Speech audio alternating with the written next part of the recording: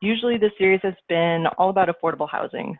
We've been hearing from local professionals all over the country on how they're tackling affordable housing issues in their communities.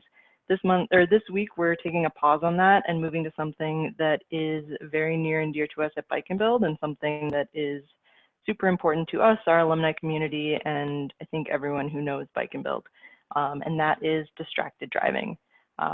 So this week we are very excited to have Marie with us. Marie is from an organization called TextLess Live More, and Marie is the executive director, and TextLess Live More is a student-led peer-to-peer advocacy group dedicated to ending distracted driving. She's gonna give a short presentation and it'll be a little bit interactive. We'll be getting in breakout rooms and having discussions all about ending distracted driving and sort of distracted living in the same sense. So we're really excited to hear from Marie, and I'm gonna throw it to her to kick it off. Thank you so much, Casey. Hi, everyone. Really excited to be here and talk to you. I know I'm, like Casey mentioned, sort of disrupting the regularly scheduled programming to talk about distracted driving, but I'm really excited this is my first introduction to your community, and I think we have a lot in common, and I know that this issue touches you all and cyclists everywhere, outdoors people, drivers, and everyone really. So we're going to talk a little bit about distracted driving, a little bit about digital wellness, and of course, what's going on in our world and how all of that interplays with these subject areas. So like Casey mentioned, TextLess Live More is a student-led nonprofit. We focus on young people, high school age folks specifically, but we're really excited to share this message with everyone because we really believe that it is not just specific to young people. So before I really get into it, I want to introduce myself. Like Casey said, I'm the executive director. A little bit of info about me as a human person. I write poems on the side. I went to Boston College. I used to lead hiking trips with a group called Overland Summers, which I know there's some Bike and Build overlap there. So figured I'd give myself a little street cred with this crew where I can. So just a little about me before we roll in. I want to start with a video, which I know on a Zoom call is a little bit rough, but I think that it's a really important to share our story, especially with the Bike and Build community, because it really is sort of our nexus point. So I'm going to share a video with you about a young woman who's pictured here. Her name's Marie McGrath, and she's the person for whom this organization was founded. So I will actually just stop my share quickly and reshare my video screen. Getting better at this all the time, I think. I shouldn't speak too soon. All right, and just really quickly, I know that I mentioned this already, but that distracted driving is very, very near to a lot of your community members, and this video might be a little bit challenging. Just wanted to give fair warning about that. It's about 4 minutes long. Obviously, practice whatever self-care you need to do, but it is pretty short and nothing too graphic will happen, so fear not. I remember nothing, and then the most pain.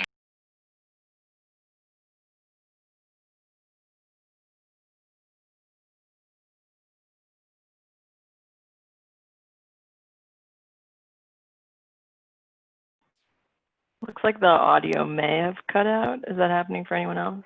Yeah, I wasn't sure if there's a pause. Is it back now? I can't even see what's going on. I can't feel my toes. Cool. I can't feel my hands. My back is on fire. I end up asking my question, why? When Merritt was born, she's our eldest, most amazing experience that I've ever had. She had a curiosity and she wanted to see the world, and she was fearless. She came to us and she said, for the summer after I graduate, I want to bike across the country. Yeah, like who does this, right? Yeah. Who wants to spend 6 weeks riding 3,000 miles across the country in the heat of the summer? if you ever see a bike tour, we look like a circus on two wheels. It's hard not to see us. Or you hear Merritt singing Yeah. and Jeff cracking jokes. I was in my driveway and I got a call from somebody who was a part of the organization that there'd been an accident, with the news that Merritt's injuries were really severe.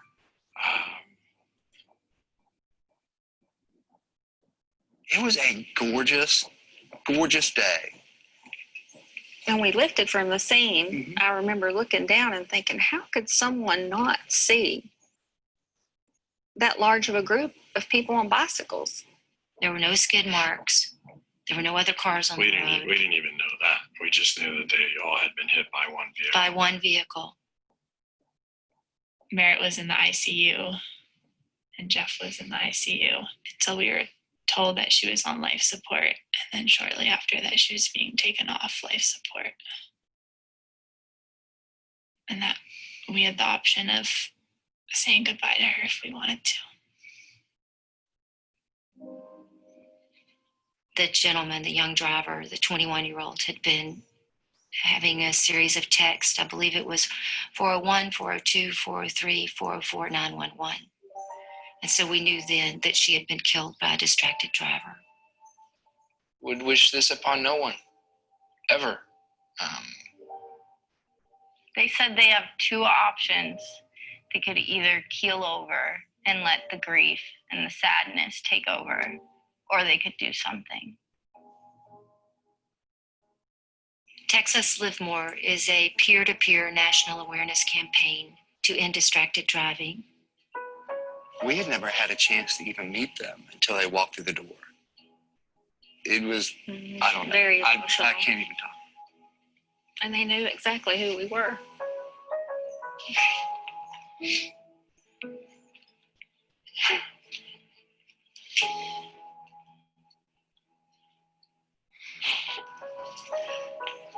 Didn't expect that.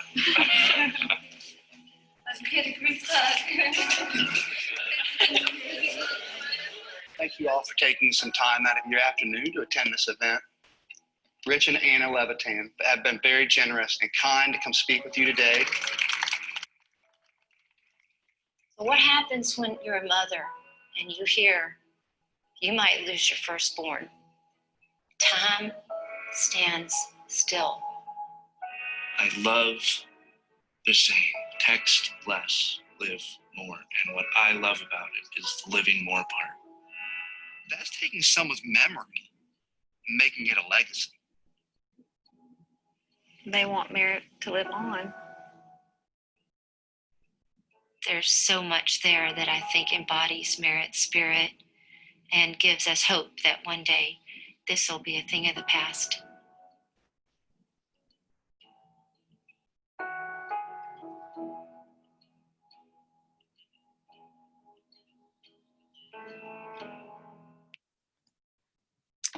Thank you for watching that.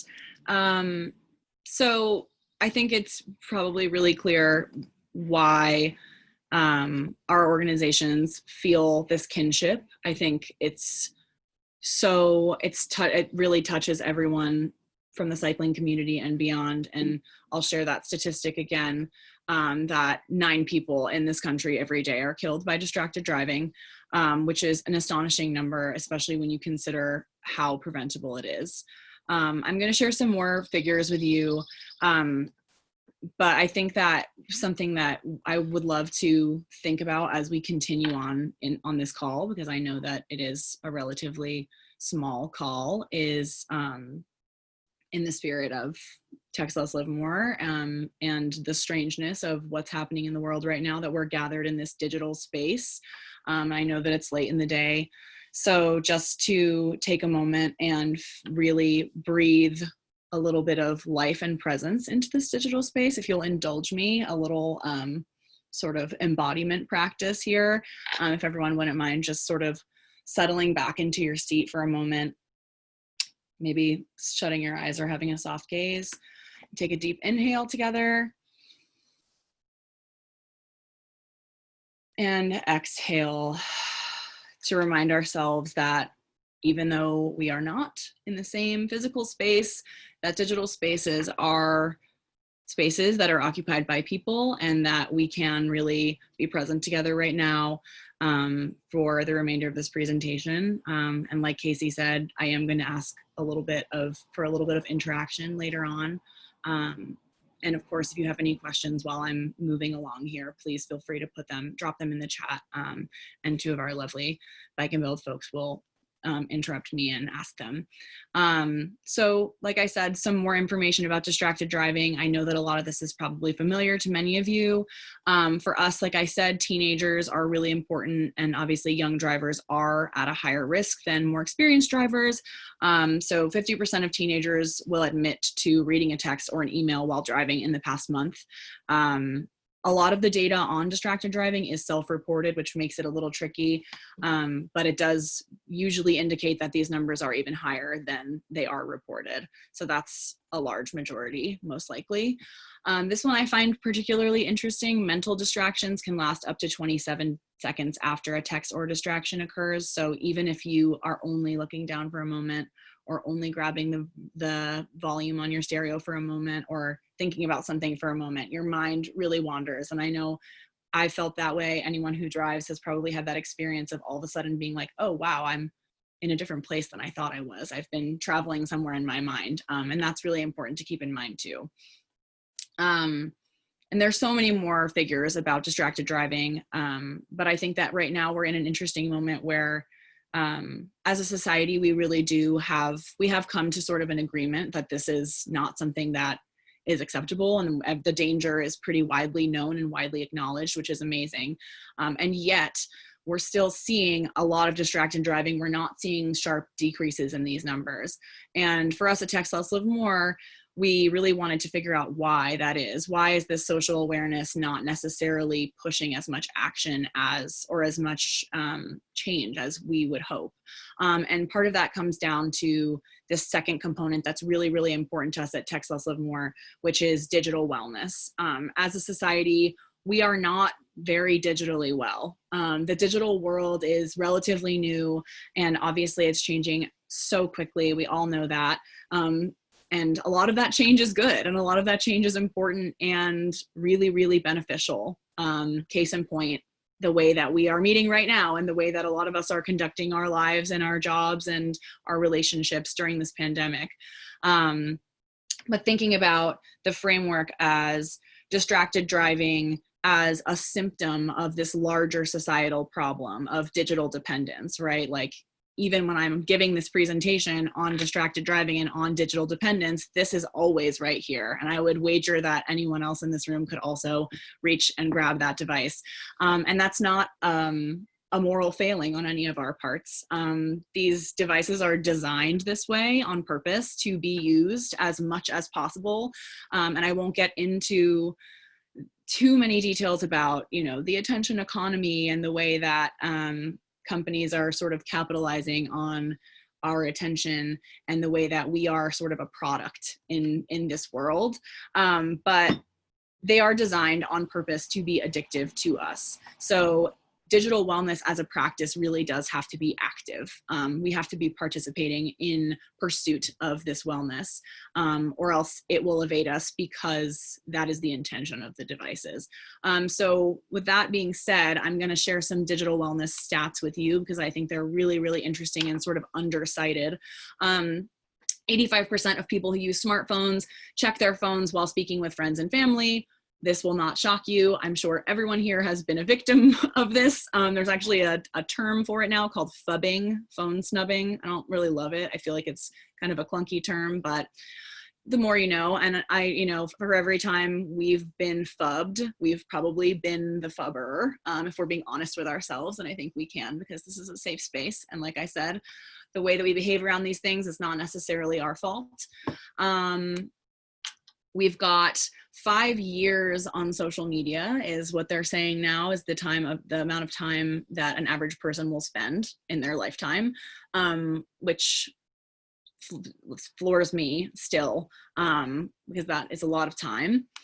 And then finally, this one that I find particularly unsettling is 47% of people in this country do not have a meaningful in-person social interaction every day. And that's pre-COVID. So this figure feels really foundational to me, to the work that TextLess Live More is doing, and also to, in a lot of ways, the work that Bike and Build is doing, right? Like, how can we connect with each other against all odds, really? And I'm sure everyone here has read a lot of the data that's emerging right now that is really concerning about mental health and the correlation between increased social media use and decreased mental health, increased feelings of isolation, anxiety, depression. I mean, you name it, especially in young people, to say nothing of cyberbullying and some of the other really, I'll say, interesting and potentially really damaging aspects of our culture that are coming along with social media, like cancel culture and all of that we're seeing a lot now online. So I think that it's really, really important to take these two issues hand in hand. If you are addicted to your phone during a Zoom call or during dinner, you are also addicted to your phone while you're behind the wheel of the car. That doesn't change. So if you don't practice, if we all, I know you there, I'm actively in this with you. If we don't practice this work outside of the car, then there's no way to be able to do it effectively inside of the car. So that's kind of why we take on the digital wellness work in conjunction with the distracted driving work. We really do feel like you can't separate the two. So what do we do to fix these problems? The answer is really simple, and also not at all simple. Be less distracted, be more present. Obviously way easier said than done, especially when you take into consideration some of the things that I mentioned before about this strong and powerful hold that our devices have on us as people. It feels really overwhelming to think when you start thinking about what is at stake and the challenges in order to improve our world, but it is not impossible, and there are ways that we can take meaningful action individually, together, every single day. And this is sort of the infrastructure that we are trying to build at TextLess Live More for young people and for people like us and our communities and friends. So I'm going to walk you through a little bit of sort of our framework for how we propose societal change to our young people, and then a couple strategies that we offer for trying to change your own habits and help yourself to be less distracted, be more present, and live more. And then we're going to get to our interactive activity. It's not really an activity, it's just a conversation. So for us, we are trying to get there to this world that is more present and less distracted through three main ways. Peer-to-peer education. So like I said, mostly for us, that's high school kids, teaching high school kids. It can also be Bike and Build people, talking to Bike and Build people. This is what we're doing right now, is that peer-to-peer education. We are peers in this fight to end distracted driving. So this is a really important step, right? Just making sure that you're aware and everyone is aware, and we're making each other aware of what is at play and what is at stake.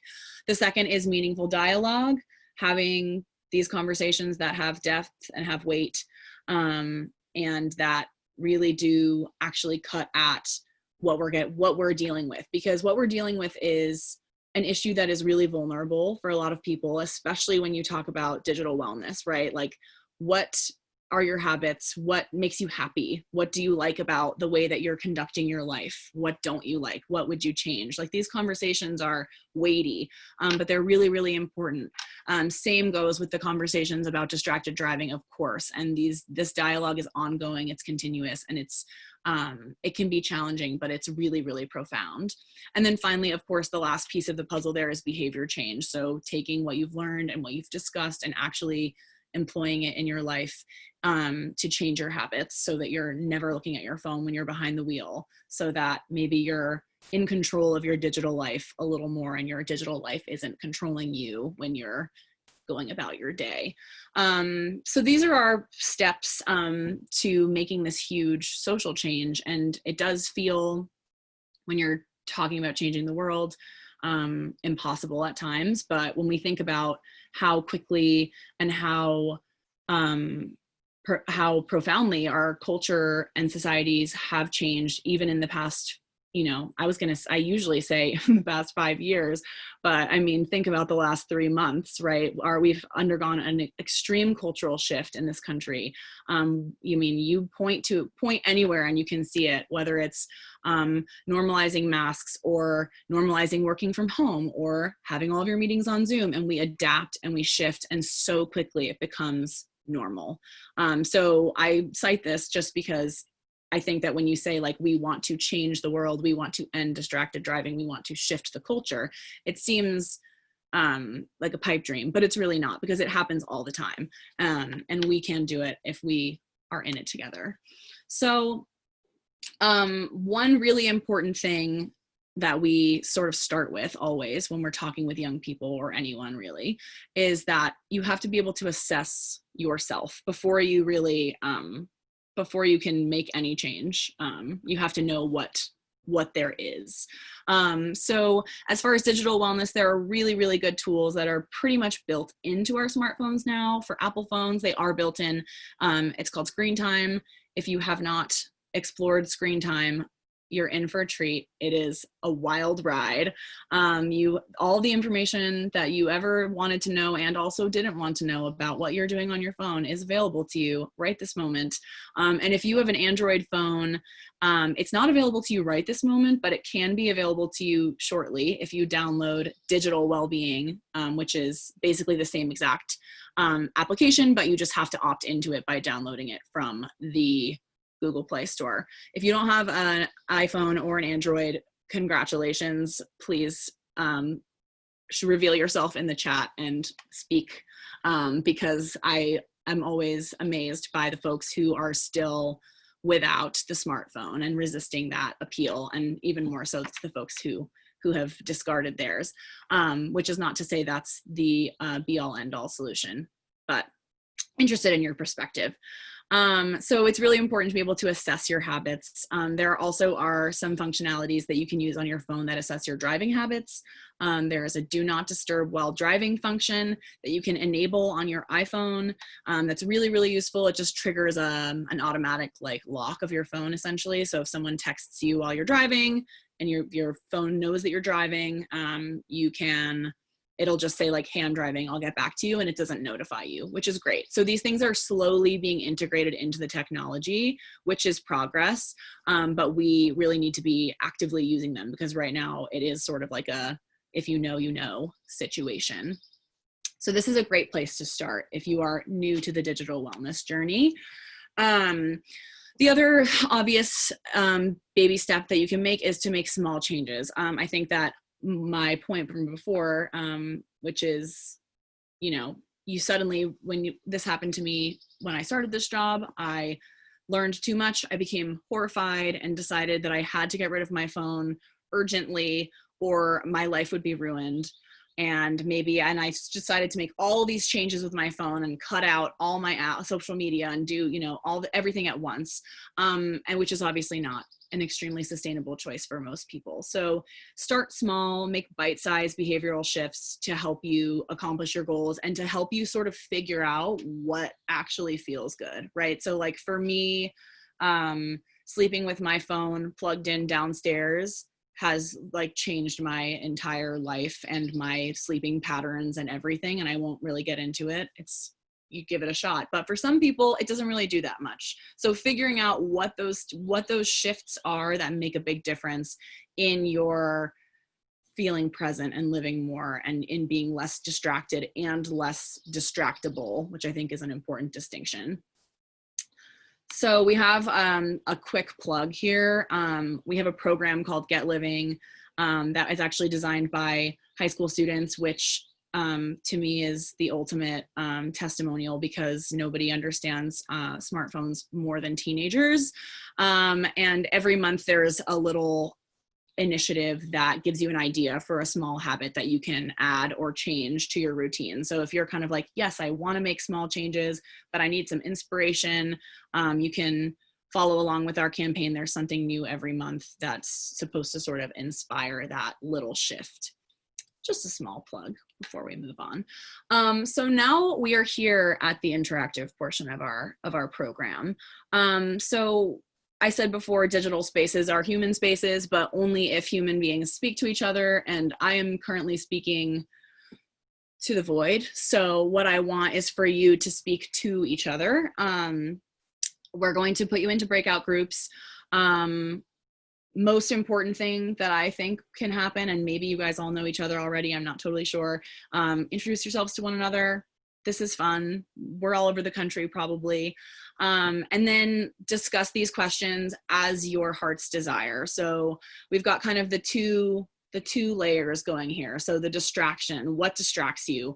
When are you distracted? And how can you sort of fix those impulses?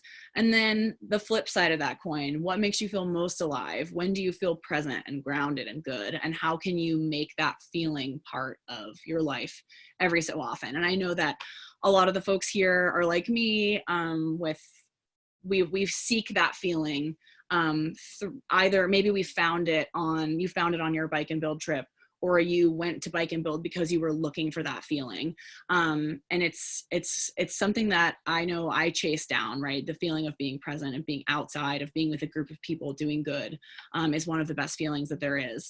And there are ways to facilitate that in our day-to-day life. And I think a lot of it has to do with not letting this get in the way. So what I'm going to do, or what will happen to you is you will be prompted to join a breakout room.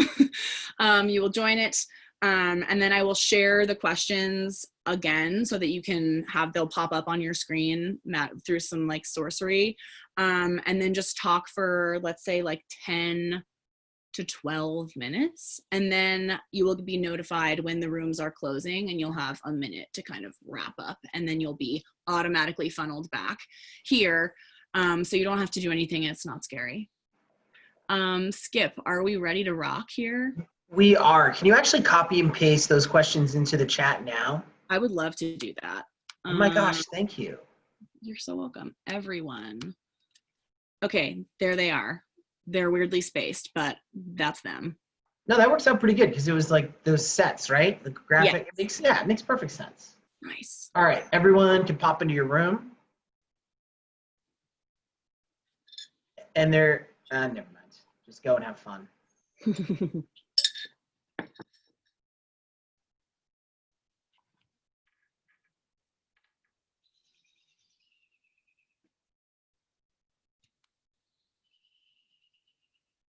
So you want me to give like a timing broadcast, like, hey, we're about halfway through time or something? Yeah, I think that would be great. I just set a timer. Okay, using your phone? Using my phone. Okay. So I think, yeah, I don't know. I think, so it's 7:30. Yeah, maybe like after 5 minutes or 6 minutes, we can say, halfway through, and then we'll call everyone back at like 7:41 or 2. And the remainder of the time will kind of be just like sharing out and having a bigger discussion. So I'll like try and get some people to share out a little bit. And then I have like, let's count how many slides I have left. 1. Yeah, I have one more slide, and then I have questions. And then I have like 2 concluding slides of just like how folks can get involved. So yeah, there'll be like 5 to 10 minutes of like follow up. Anyone want to share? Then I'm gonna pose kind of like a larger question, or a larger, like, my last slide is like presence as action, and can kind of touch what's going on in the world right now, and see if anyone wants to, bite on that. And then I'm gonna try and be at the question slide by like 7:50, and then maybe we'll be 5 minutes early. Is that enough time, do you think? Do you think people will actually ask questions during the question slide? They might. I know I can always ask questions to kick things up. Okay, great. But you can always circle back to and ask them questions. Yeah, that's true. And I do kind of like have a little prepped like follow up to the like sort of concluding lofty thought that I want to leave everyone with. So if no one has questions, I can kind of like turn that one out a little bit. Yeah, one thing that I shifted in my when I facilitate is not I ask, are there questions?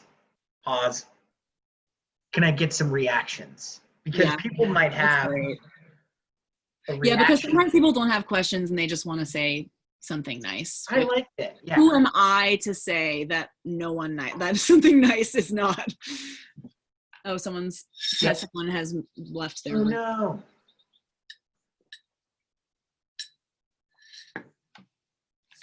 Hey, Brianna. Hello. Brianna, can you hear me? Do you remember anybody in your room? Or I could just put you in one.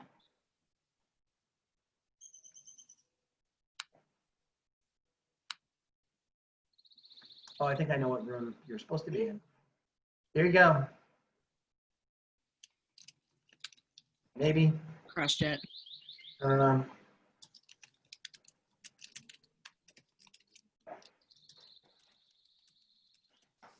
Have you done any have you heard of doom scrolling? Doom scrolling? Doom scrolling. I don't know that I have. It was a term I saw that was like on my Google News feed, and I didn't even read the article, but that it's a good term. Was that it's what people are doing right now. Oh yeah, I was gonna say I feel like I've got the gist of it just from the. Yeah, it's like just this like weird exercise in masochism that we're all doing. That's like, oh, I'm really mad, so I'm just gonna go read Twitter to make myself more mad. Yeah, and the weird thing too is everyone has like their social media bubbles as well. Mm-hmm. Online news sources are now directing what articles they know you want to read. So it's like if you get on like a negative tear, it's game over. You just get totally. like, and it's such an echo chamber. I mean, it's really just so it's not good. It's not a good situation that we're in. I'm curious, kind of like, is your organization like doing research on that or kind of like diving into it? Yeah. So we've been research. So the research like arm of our organization is still very much in development. Which is it's frustrating because there's so much that we are still learning. But I think something that we have been working on a lot with our young people during quarantine / this giant racial justice moment is like, how do we engage in social media activism in a way that is mindful, and that like how do we learn and educate ourselves in a really important moment online without like burning ourselves out, and figuring out like, especially for teenagers, I think, and I mean even for I've felt this way as well, there's like a lot of pressure right now to be like engaging and sharing content that, and if you're not sharing or you're not constantly engaging, then there's like an assumed apathy, which is really dangerous, I think, because there's no way to process what you're learning on the internet if you don't take a break. So really what's happening right now is that everyone is just trying to drink from a fire hose and not taking a second to really like debrief with themselves or understand what they're consuming, and also to like not taking a second to protect your mental health or your boundaries with these things. And I think that it can be really catastrophic. Like even just like sleep deprivation from phone use is so high. And I mean, sleep deprivation manifests like depression. So if you're on your phone all night, you can get sick. Exactly. And then, obviously there's the pandemic, there's the pandemic portion, which is, your immune system and the way that we're feeling is already in an altered state. So it's a lot to to ask people to handle without a lot of like really widely stated resources about like how to manage your habits or your time. Yeah. When Well, your the app, phone is literally the app doesn't trying care. to use it. Yeah, like your phone is like desperate for you to use it. Yeah. And like I know that I'm not a TikTok user because I'm too old and not cool, but I know that TikTok does this thing I learned today that like if it's late at night, it says like, hey, it's really late and you've been looking at this for a long time. Like, don't you want to go to sleep? Which is cool. And I know like I think now Netflix or You've not been on this for 6 hours. like, Have you hey, thought this are you through? okay? And I know like Instagram and Twitter have both now changed their infinite scroll settings to say like, instead of just going on literally forever, there's a thing that says like, you've seen everything. So like, if you keep going, we're going to let you, but just FYI, you've seen it all. So you should stop. But that's only under huge pressure from basically like ex-tech people being like, hey, we're developing things that are actively bad for humans. Yeah, I'm curious, like, were they getting feedback from parents and stuff, or did their like user experience people look at the data and were like, oh my God, this user was on for 12 hours? Yeah, I'm not 100% sure. There is sort of like there was like a mini, and I'm definitely like outside of this fully, but there's like a little reckoning going on in Silicon Valley right now, and there have been some like defectors from Google and such. One most notably is, his name is Tristan Harris, and he founded the Center for Humane Technology, which is basically like trying to take these corporations to task, and saying like, we need to build technology that has humanity at its center and not this like technological manifest destiny of like, let's just see what we can do without any regard for what it will do to people. We're at our time that we wanted to. It's like 7:40. I messaged them that the halfway part, and I did message them too that you wanted to hear a share out. Yeah. So is now good to close, you think? Yeah, let's close, because it'll be a minute from when you hit close that it actually closes. So I think people will probably, if they're not done, they'll stay. Oh, the breakout rooms close in 15 seconds. So they're all going to be back real quick. Oh my God, my breakout rooms close in 60 seconds. Yeah, they changed the settings. All right, cool. Apparently. I guess people didn't want to wait 60 seconds any longer. We got time for that. An extra 60 seconds. We do not have an extra 5 seconds. Yeah, all right. I guess we everyone's back right in the now. middle. I'm in the middle? No, we were in the middle. You just. Oh, I'm so sorry. I thought you were going to have 15. I thought you were going to have 60 seconds, but apparently the settings have changed. I cannot keep up. But what I do kind of want to hear from some of the groups. So perhaps Garrett, who I can roast because he's my friend. You can say what you were right in the middle of now that I'm not presenting any longer. Sure. Yeah. I mean, I think what we were talking about, we spent a lot of time focusing on kind of our first couple of questions, and kind of talking through kind of being distracted, working from home, what that looks like. And then, Stephen was telling us about, and I'm sorry if I said your name wrong, and it's actually Stefan, but the PHs are very confusing. But was telling us about, how he's worked from home for a long time and is, kind of built in a structure to separate social media or phone from kind of how he keeps his job life going, and kind of separating those things. And then, the stuff that we're doing to try and get outdoors. And, again, as Stephen put it, though Long Island may not be particularly, quote, naturist, there's still an ability to, kind of go around and get outside and make sure you're separating yourself. I think for all of us in our session, we found that kind of getting outdoors, going on a run without your headphones in or things like that are really good ways to keep things separated. And what we were in the middle of just talking about was utilizing, journaling as a break from some of those electronic activities, and whether or not you're using it as something that you want to reflect on later and look back, or just using it as a way to break out some time from your day that's really separate from, you know, all sorts of electronic things, and utilizing those moments that you're able to take for yourself as a chance to reflect, you know, however that works, that's really positive and productive. But Wow, I love all that. That's fantastic. That more. So that was the end of it. Thank you for sharing and for letting me put you on the spot. That sounds You got like it. all really good stuff. I don't actually know how many groups there were. I'm assuming 2.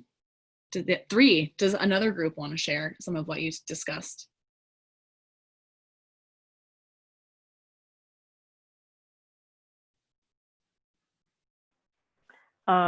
Our group talked a lot about a lot of the same things. I think the general statement of like being outdoors as the key to feeling alive was shared, especially in this group. And it also made me think of like the time that I spent on an actual bike and build trip felt a lot like that, disconnecting from a phone, just because you're like so inundated with people and travel and new experiences. And that whole summer felt so refreshing to me to like, it felt like that I'm actually living and not just checking my phone all the time. We talked about, I think a lot of the just like being the multitasking and the being distracted while you're doing something else, having a lot of tabs open or being on a conference call, especially now, and not being able to focus. And some of the solutions people in our group had, Emily plays like a game on her phone, a numbers game that like keeps her mind busy and lets her like listen to and engage in things. And then Jay has this chair in his house that is a no phone chair. And I liked the no phone chair idea. And then right as our group was closing, I had this thought that I've been thinking about in relation to this of sort of like the pressure and interest right now in learning so much about everything, like with social justice, with Black Lives Matter, with all of these movements. My social media is just like really slammed with that every day, and there's so much to absorb and like to want to learn. But how do you like setting those, I think setting boundaries with social media in general is hard, but how do you do that when you feel like you like have so much to learn and want to engage in this like very specific moment in time? Yeah, that's a great, actually Skip and I were talking about that. We weren't even in breakout rooms, and we sort of ended up in a mini breakout room. But yeah, I think, and this is a conversation that I've been having with my student leaders a lot, which is, you know, there's a positive pressure right now to be engaging online because there is important work happening on social media. There's education, there's engagement, there's activism, and all of that is super meaningful. But how do you, as I was saying to Skip, you know, keep from just staying there and drinking from the fire hose, right? Because it feels obligatory, right, to be constantly consuming. But if you don't give yourself the opportunity to step back and process and actually sit with some of what you're learning and what you're reading about, especially I see a lot of white presenting faces on this call. There's a lot of knowledge that's being disseminated for free on the internet. So where's the line between, you know, taking advantage of that education and really, really engaging in a meaningful way, and also making sure that you're protective of your mental health and protective of your capacities to continue to absorb information instead of just kind of letting it hit your eyes and not stay with you. So I think that, you know, those practices that you mentioned, like the no phone chair is like, that's great. A sacred space of no phone is really, really crucial. Writing in your journal, whether or not that's, you know, like you said, Garrett, for reference or just for the exercise of not looking at a screen. I think all of these are really, really good instincts. And I think, I'm sure everyone here has the impulse of outside, right? Like when I need to connect with myself, we get out however we can during our current circumstances. So encouraging yourself maybe, and I know that this can be really hard, but you know, if you go for a 15-minute walk, leave your phone at home. probably it will be fine. And even for me, and I talk about this all day long, every day, it's hard to leave your phone because we are tethered. But it's okay to cut the cord for a little bit, and give yourself that space to decompress and just feel like a human being instead of like a sort of AI creature. Thank you for sharing. Sorry, I just went on a little bit of a tangent, but I do want to give the third group an option to share some of what they said if you feel compelled. And I don't know who you were, so I can't call on you. Greg and Brianna. Oh, called out. Thank you. You just did that. Greg, you're right below me, so I'm sorry, but you now are being called on. All right, that is all good. Karen is in there too, but she got off the hook. You're lucky, Karen. Go for it, Greg. What were we talking about? I think, well, this just came to mind as we were discussing it right here. I have been trying to leave my phone more at home as I go do things, and yeah, it's definitely kind of uncomfortable, difficult at first, but kind of getting over the fear of trying it once, and it's like, okay, like obviously I'm fine, nothing happened there. So I guess my viewpoint is just try to take steps towards trying new things, whether it's just keeping your phone off for a period of time or leaving it somewhere. I found it helpful. What else? Sorry, I didn't prepare anything. You're fine. I've totally put you on the spot. Let's see what the questions were. Yeah, I mean, I would say just I'm a avid cyclist, like a lot of us else here, and then skateboarding is another big passion of mine. And I think when I feel most alive is just when I'm out with other people or just having the opportunity to interact with those in the community that I don't know. And it's been a little tougher the last few months with pandemic, but totally. I always try to lead by example and try to talk to anybody I'm around, because you're going to learn something new. You're going to have those interactions you would have never had otherwise, and you don't know where those will lead. So it can really makes me feel very alive, and I encourage other people, when you feel safe to do so, talk, be interactive with your environment, people, places, just take it in. So that's probably what makes me feel most alive. And, it's my goal when I'm out doing things to stay in tune with my surroundings. Awesome. Thank you for sharing. And I really like your point about just, trying something. So like leave your phone at home. If you hate it, you don't have to do it again, right? It's worth just trying things on for size. I know someone in the chat said leave your phone on silent. I have tried, and I still do this sometimes. I've fallen off the wagon a little bit during quarantine, I'll admit it. Airplane mode, happy hour. So like for a couple designated hours a day, put my phone on airplane mode, and do other stuff, whether that's work or, socializing or what have you. That way you have the net underneath you with, if you really need your phone and you have to make a call and something urgent happens, it's there, but it's not, lighting up all of your synapses. So there are a lot of different things you can try. We have a lot of tools that we offer as part of our programs, and I encourage you, this is a time of intense growth and change in a lot of ways. So, why not just lean into it and give some new things a whirl? I wanted to sort of I have some information slides after this, but this really ties into what we were talking about. I wanted to leave you with this concept of the act of being present as an act, right? So being present is radical in our world today. Taking the time to really be with yourself, to center yourself, to ground yourself, to be present for others.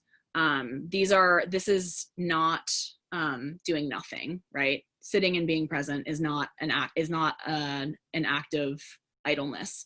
It really is meaningful, especially when we take into consideration some of what's going on right now in the world. The pandemic, the massive racial justice reckoning that's going on in our country, the massive economic crisis that's going on in our country. what it means to be present, and what being present can do is being redefined as we sit here. What does it mean to be with people? What does it mean to hang out, right? Like that has been reconceived in the past 3 months completely. And now we have all of these new ways. What does it mean to be present for a group of people who historically has not been shown up for? What does it mean when you're present and listening? What does it mean when you're present and speaking? These actions and activisms are all really tied up in the concept of living more and the concept of being present with each other and not being distracted. So I think that it really feels extremely important to practice these things and to have these conversations, even just to kick around ideas of how to feel like yourself. And it becomes more important every day. So I just kind of wanted to leave you with this thought as we move forward into a new month. For some of us, maybe it's starting to look a little different out here in this COVID world. For some of us, not. So moving as we leave this call, moving forward, thinking about living more and being present as something that we have to actively choose, and that is really important to do, and is an act that we can all take every day and choose. So with that sort of lofty thought in our minds, does anyone have any questions about any of the words that I said this whole time? And I'll stop sharing in case anyone has questions, because I like to see the faces. I have a question. This sort of just goes back to distracted driving as a whole, and sort of the technology now specifically in cars that are built into cars. And it's something that I think about all the time. I mean, I have an old car, but I mean, my dad has a super new car, and the first time I got into his car, I was like, holy cow, there is an entire screen that's touch screen. There's a thing at your waist. There's a thing over here. And I'm just wondering if that is something that you guys talk about regularly within your organization, of the technology that's now built into cars and like the distractedness that's built into that experience. Yeah, it's definitely something that has been coming up more and more, because like you said, cars are computers now, and there are some issues even with the technology that is intended to limit distractions. So like, for example, I'm blanking on the name right now, but the like, you plug your phone in and it says like, it sets you up, puts you on do not disturb, and it takes your calls through Bluetooth, and you have your maps. So it's like intended to be less distracting. Yes, hands-free, but it's notified. Your text messages pop up on that application. And that is really disturbing to a lot of us who do this work. And there are a lot of people and organizations who are working really hard to lobby on the technology side, because that is obviously a huge piece of the puzzle, right? We talked about the social side and how we can make shifts in society and the way that we interact with our devices and the way that we interact with the world. But a huge piece of that is like, what do our devices do? And what is the capacity for us to control them? So that is something that we are sort of like peripheral to in our work. But it's definitely something that there's a lot of really interesting research and work being done on. And I would be happy to sort of send some reading along in a follow-up, because there are a lot of advocates against this sort of like smart dashboard, because it really is, I mean, massively distracting. And I think that we will see a shift away from it in coming years, because there's been a fair amount of backlash. But yeah, there's definitely problems inherent to vehicles as well now, in addition to, the device itself. I'm glad you brought that up. Thank you. Yeah, thank you. And I would love to read about whatever resources you have. Yeah, I'll definitely pass some links along to Skip and Casey, and they'll disseminate those out. Awesome, thank you. Of course. Any other questions?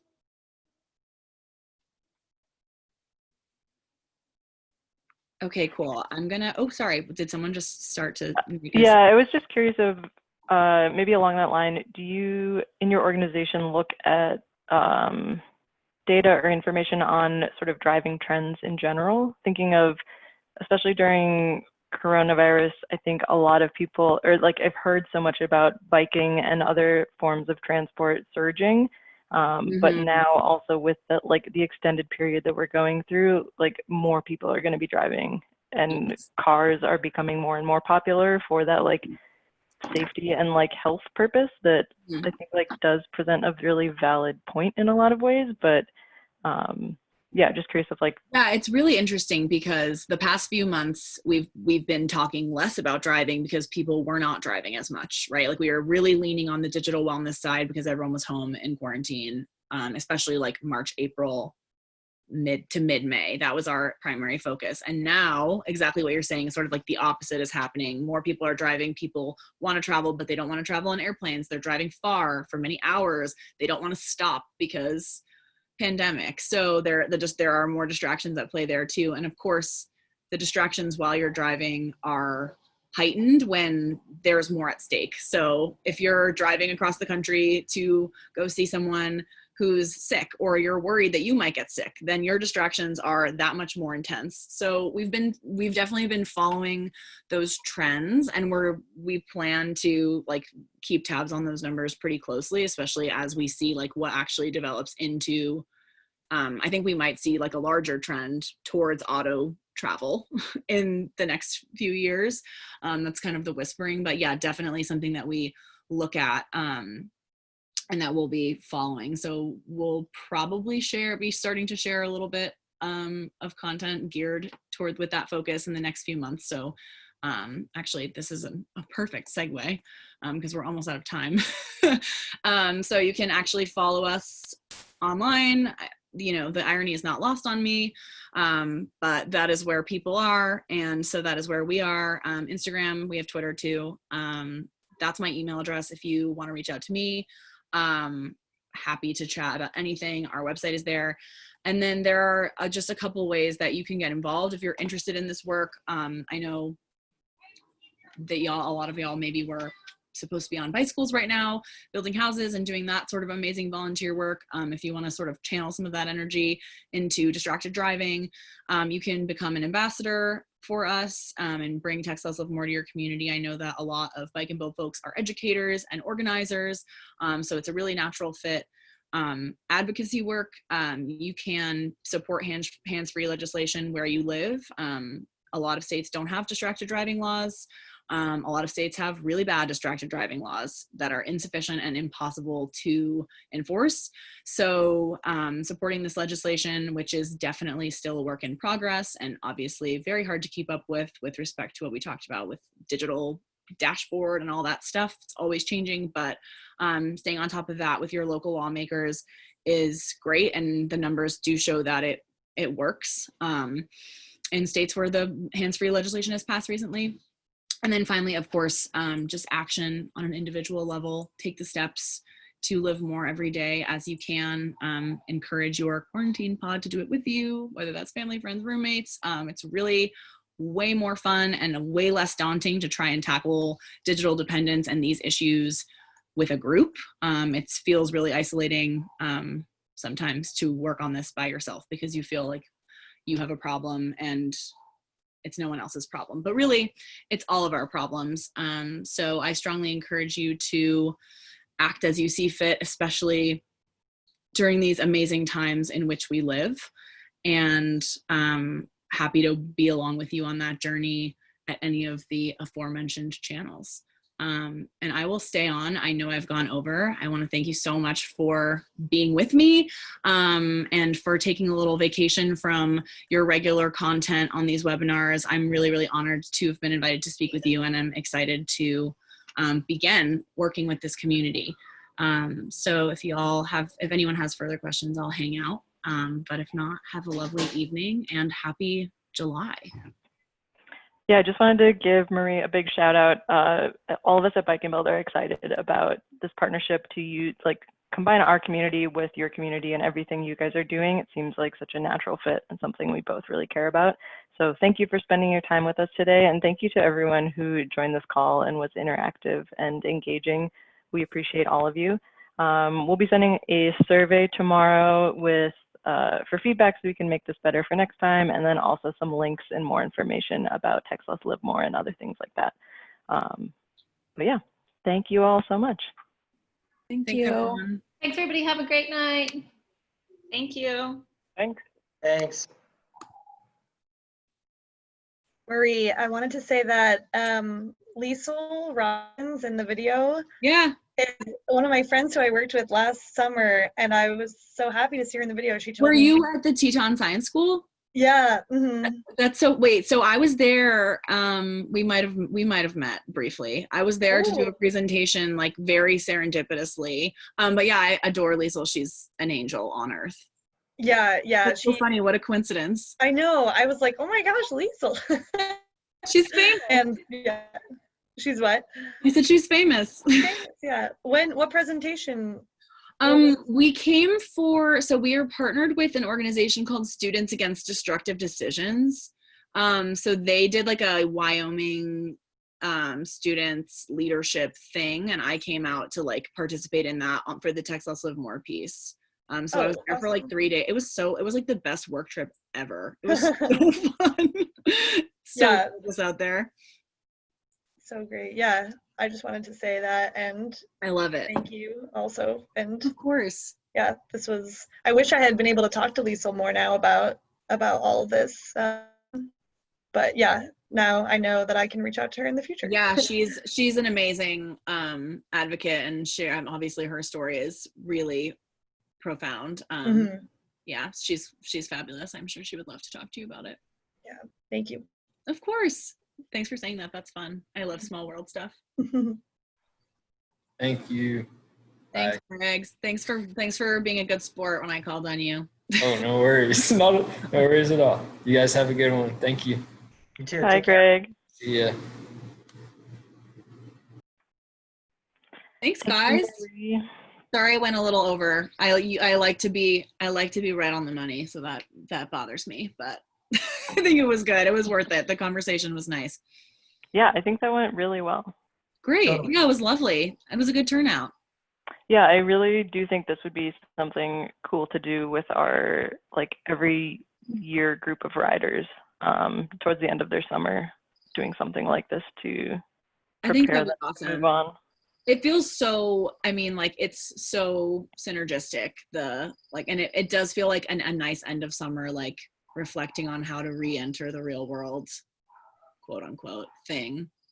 Yeah, I'd be happy to. I'm excited to, hopefully things will be back to normal next year. Then we can... Yeah, that's our big question too. God, isn't that wild? Yeah, all of the cross-country bike trips and charity rides that we all kind of like mind share some things are all kind of emailing each other like, you know what you're doing next year? Crazy. I mean, isn't it like, I feel like it feels impossible that a few months ago we were like, you guys were like, yeah, we canceled a little early, like it might still be fine, but it was worth it. And we were like, yeah, maybe things will be normal. And yeah, now, the weight that decision felt like in making, like in hindsight, is just like, oh, duh. In hindsight, you're like, hell yeah, we absolutely rocked that choice. Well, we even delayed our other trip. We're like, hold on, let's not cancel all the trips. Let's wait. Maybe we can have some of them go. And you're right, Casey. Looking back, it's like, are you kidding me? That's hilarious that we were like holding out, seeing if, I mean. I know, we had no idea. We truly had there was no way to know. Great. I will send you a follow-up email tomorrow. Perfect. And then if you want to send any links. Yeah, I'll hunt down some of those resources, and I'll send a couple of other like random information PDFs along, if that's fine. That's great. Perfect. Sweet. Love it. Well, thank you so much for having me. It really was. I'm excited. I feel energized. Great. Right, thank you. Enjoy the rest of your series too. Is it in August too, or is it this the last month? We have like 5 or 6 more weeks. Cool. So. Right on. Yeah, cool. Love it. Okay, have a good night. Have a good night. Bye-bye. Hey, folks. Bye.